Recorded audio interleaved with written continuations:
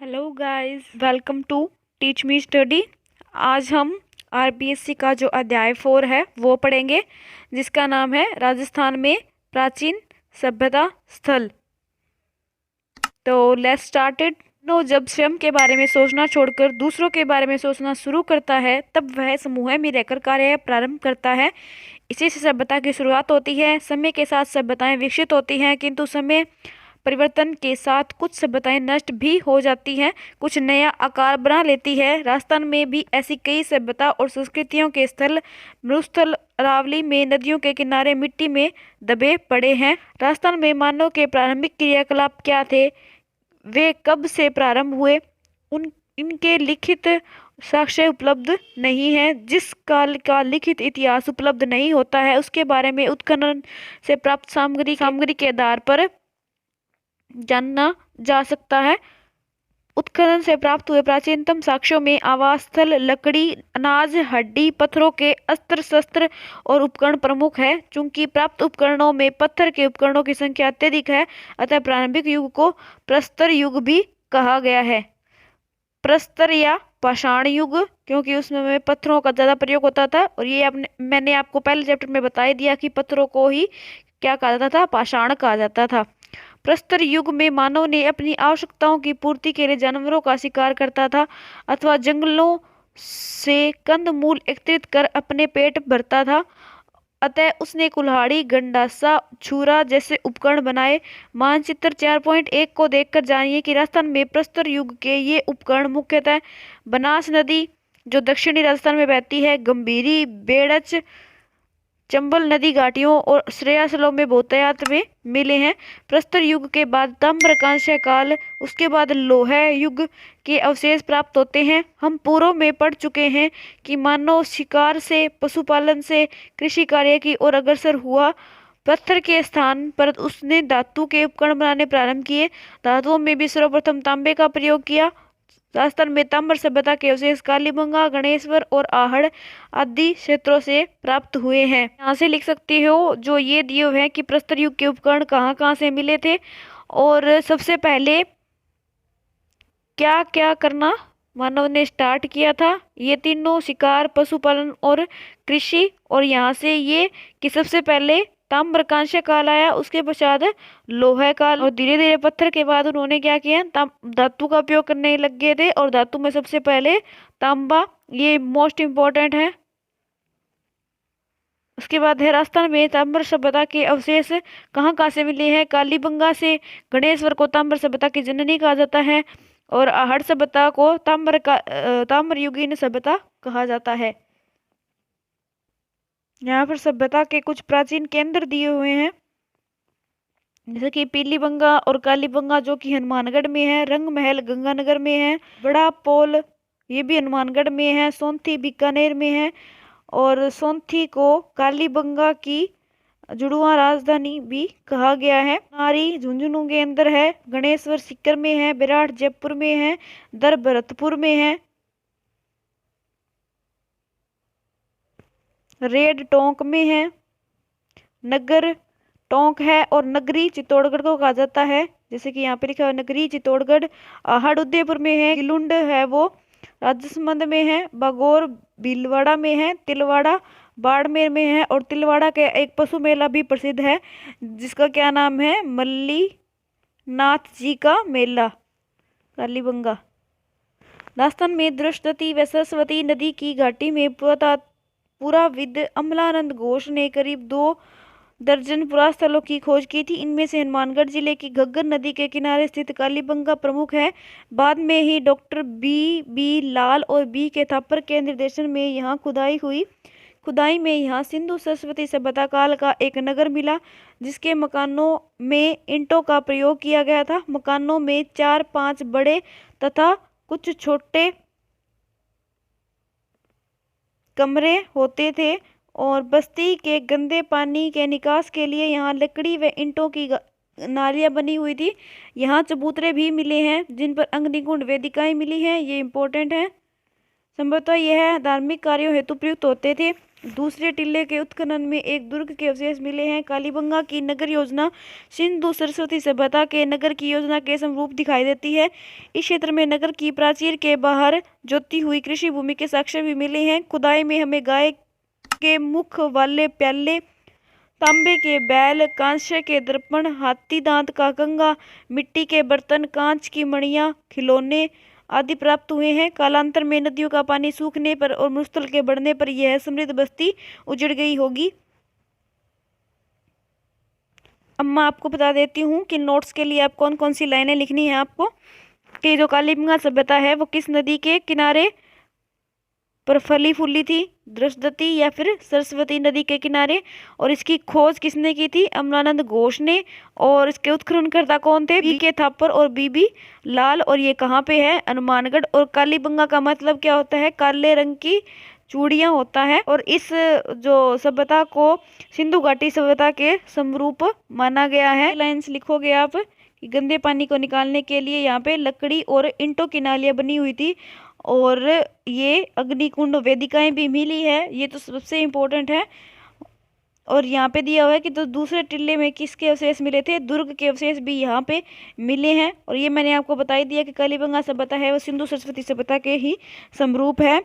और इसमें जो नगर की प्राचीर होती थी, प्राचीर होता है मतलब जो नगर के बाहर में इसकी क्या होती थी, एक दीवारें भी बनी हुई थी, जैसे बीच में नगर हो गया, आस पास में ये दीवारें भी होती थी। इस प्राचीर के जो बाहर है वो कृषि की जाती थी यहाँ पे, तो कृषि के साक्ष्य भी मिले हैं।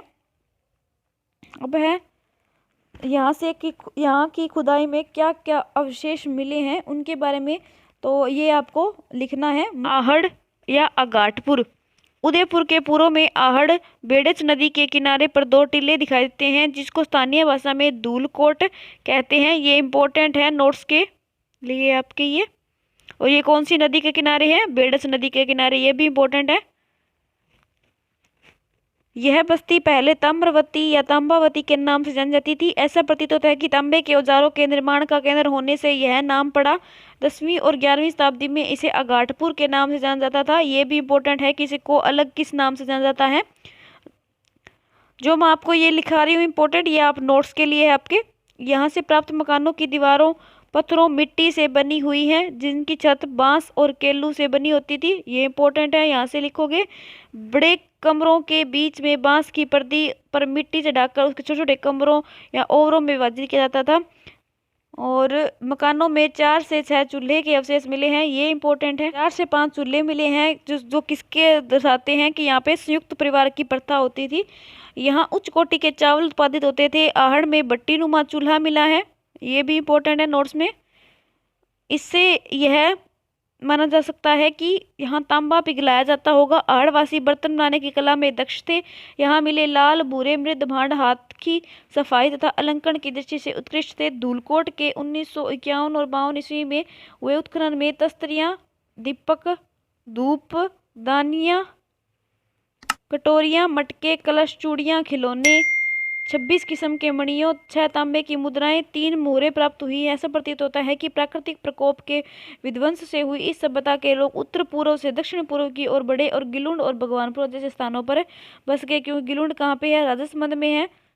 एक आप ये भी याद रखोगे कालीबंगा सभ्यता की खोज कब हुई थी, तो इसकी भी 1951-52 में हुई थी। आहड़ से खुदाई में ये अवशेष मिले हैं, देख सकते हो आप। तांबे का पात्र है, तांबे की ही कुल्हाड़ी है, तांबे का टुकड़ा है, ये तांबे की कोई छुरी है। तो इस प्रकार इनसे ये प्रतीत हुआ कि यहाँ पे तांबे गलाने की भट्टियाँ भी मिली हैं, जिनसे इनको पिघलाया जाता था। और यहाँ से क्या क्या अवशेष मिले हैं आप ये भी लिखोगे, ये सारे यहाँ तक। खिलौने, तांबे की मुद्राएं, 3 मोहरें प्राप्त हुई हैं, ये सब कुछ लिखोगे आप यहाँ पे। बालाथल कहाँ पे है, उदयपुर में है। ये वल्लभ नगर तहसील, अब ये सीधा ये मत याद कर लेना कि ये उदयपुर में है। कभी कभी क्या होता है कि ये जो नगर है इसको भी बारे में पूछा जाता है। वल्लभ नगर तहसील में है। बालाथल में मिली सभ्यता ताम्र पाषाणकालीन आहड़ संस्कृति से संबंधित है। यहाँ 11 कमरों में एक बड़े भवन व दुर्ग जैसे चिन्ह भी प्राप्त हुए हैं। बालाथल में तांबे के चाकू, कुल्हाड़ी, छेनी, बाण जैसे उपकरण तथा कर्णफूल, गले के हार व लटकन आदि आभूषण मिले हैं। यहाँ के निवासियों में मिश्रित अर्थव्यवस्था प्रचलित थी। कृषि, पशुपालन, शिकार, तीनों आजीविका के केंद्र थे। बालाथल में लोहे काल के अवशेष भी प्राप्त हुए हैं। यहाँ लोहे गलाने की भट्टियों के चिन्ह मिले हैं। विराट के अतिरिक्त बालाथल ऐसा स्थान है बुना हुआ वस्त्र प्राप्त हुआ है। आप नोट्स में क्या लिखोगे, ये लाइनें लिखोगे। उसके बाद यहाँ पे क्या मिले हैं, 11 कमरे एक बड़े भवन जैसे मिले हैं, और वहाँ पे तांबे के साथ साथ यहाँ पे लोहे के अवशेष भी मिले हैं। इस बात को ध्यान में रखोगे। और यहाँ जो आहड़ था उसके अंदर तांबे गलाने की भट्टियां मिली थी, लेकिन जो बालाथल है उसके अंदर लोहे गलाने की भट्टियां मिली हैं। ये भी इम्पोर्टेंट है, आप ध्यान रखोगे इसको। उसके बाद इसमें मेन इम्पोर्टेंट चीज़ क्या है कि बेराठ में एक कपड़ा मिला था जिसके अंदर सिक्के थे, और इसके साथ साथ बेराठ में पता चला कि सूती वस्त्र उस समय भी प्रचलन में थे और सूती वस्त्र लोगों भी थे।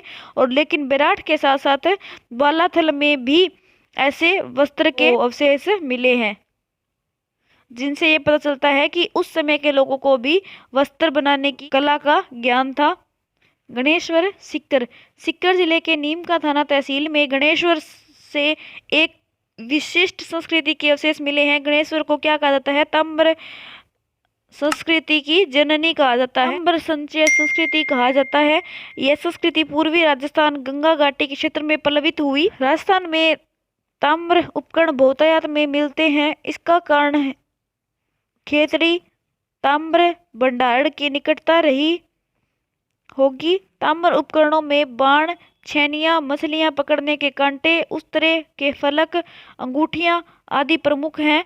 ऐसा प्रतीत होता है कि दोहरी पेचदार शिरा वाली ताम्र पिन्नों को पश्चिम व मध्य एशिया में निर्यात किया जाता था। गणेश्वर में मिट्टी के 2 प्रकार के बर्तन मिले हैं।